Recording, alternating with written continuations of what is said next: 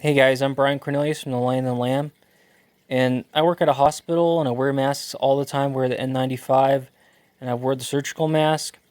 And for a while, we were just wearing surgical masks and also goggles to protect ourselves from the coronavirus.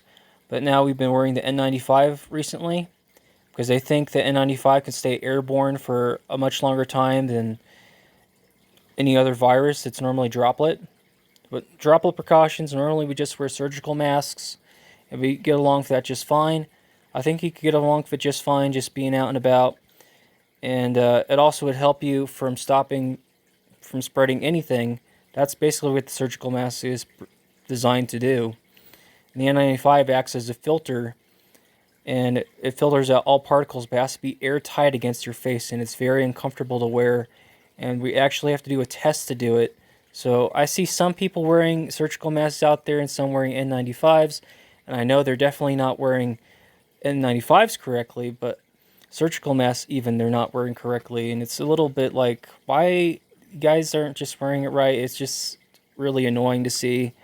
Um, but let's see what the difference is. So, testing is approved by U.S.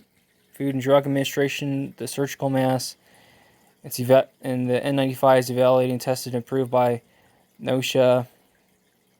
Intended use for the surgical mask is for fluid resistant, provides wear protection against large droplets, splashes, or sprays, or bodily or other hazardous fluids, protects the patient from wearer's respiratory emissions, reduces wearer's exposure to particles, including small particles, aerosols, and large droplets for the N95. Face seal fit. So surgical masks are loose fitting, so they're comfortable. Like I said, and N95s are tight fitting. They're very tight fitting. They're airtight. They're supposed to be airtight. And if they're not airtight, they're not going to be working correctly. Fitting test. You need an N90. You need to do a fitting test, and I'll show you what that is. And yeah, I failed the fitting test like 5 or 6, 7 times while I was trying to do it at the hospital. It's very difficult. And you also got to say a bunch of words, move your head around, and stuff like that. And they spray a mist with basically kind of like glucose or fructose or something like that. And it tastes and smells sweet. And if you taste or smell it, then you failed the test. But I'll show you that. And no seal check. Yeah, you got to do a seal check when you put it on. Filtration does not provide Ware with reliable level of protection from inhaling smaller airborne particles and is not considered respiratory protection for surgical mask. Mostly, though, traditionally we'd use a surgical mask for like cold, flu, stuff like that, N95 for tuberculosis and other more severe respiratory diseases. Leakage occurs around the edge of the mask when user inhales. When properly fitted for the N95 and don, minimal leakage occurs in edges of respirator when it inhales.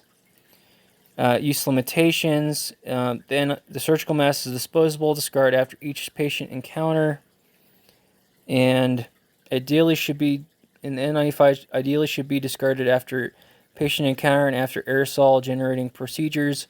Should also be discarded when it becomes damaged or deformed or no longer forms an effective seal to the face, becomes wet or visibly dirty, breathing becomes difficult, or if it becomes contaminated with blood, respiratory, or nasal secretions, or other bodily fluids from patient. And the N95s are difficult to breathe through.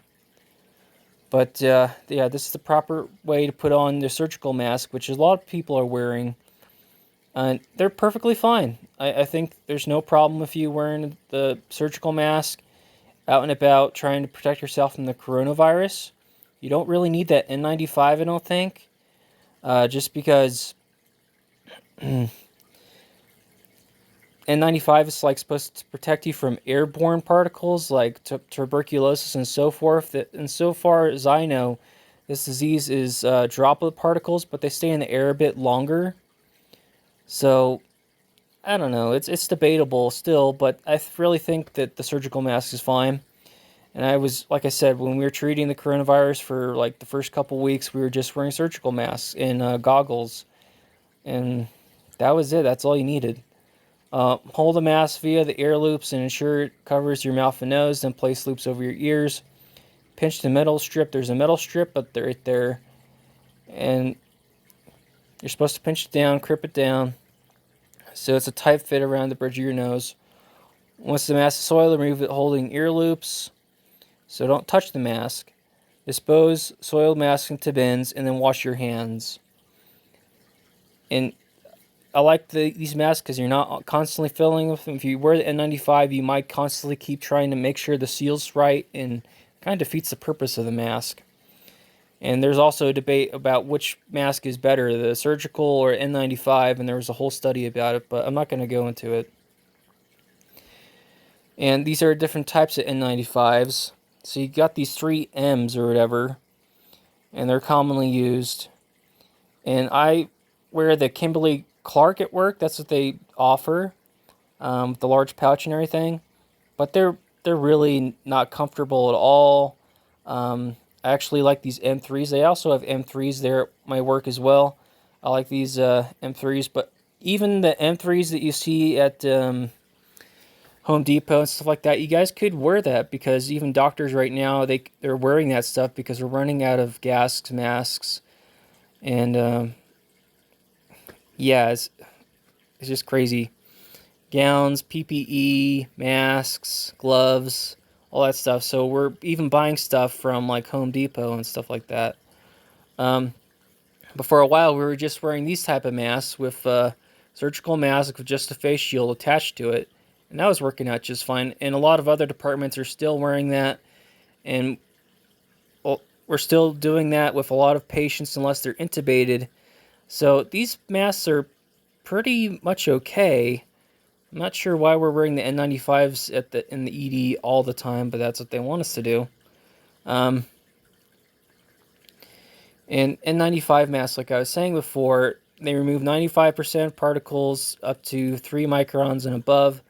The valve is optional to help regulate breathing. And I wish my mask had a valve. It doesn't have a valve, and it feels really difficult to breathe. Materials tough yet flexible, polyurethane fiber. And this is the test that you got to do for the N95. So you got to put that down airtight, and they put this bag over your head, and they spray this substance right there, and it's like this. It's like sweet smelling, and it tastes sweet as well. I think it's like some sort of glucose mixture or something like that, and or fructose. And like if you taste it or smell it, then you fail the test. And I've done it before, and I had to say a bunch of stuff, and I failed like 6, 7, or 8 times.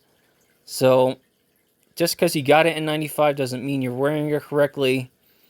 And I'm just letting you guys know, okay? They're very difficult to wear. They're very uncomfortable.